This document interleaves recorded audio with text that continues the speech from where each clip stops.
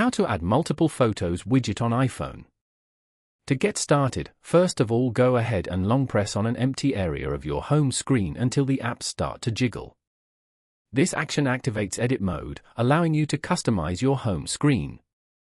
Now, tap on Edit in the top left corner. Then, from the menu, select Add Widget in the very top. This opens the widget gallery, where you can find widgets for all your apps. Here, go to the search bar and type in Photos. And then, simply tap on the Photos app. From here, you can choose a specific album for the photos to shuffle throughout the day. After that, tap on Add Widget at the bottom. To customize it, tap on the widget itself. A settings menu will appear. Here, you can choose an album to display and enable the option Always Display in full color. To add another Photos widget, tap on Edit in the top left corner again. Now, tap on Add Widget. Search for the Photos app in the search bar. Choose your preferred style and tap on Add Widget at the bottom. Once finished, tap on Done at the top right corner.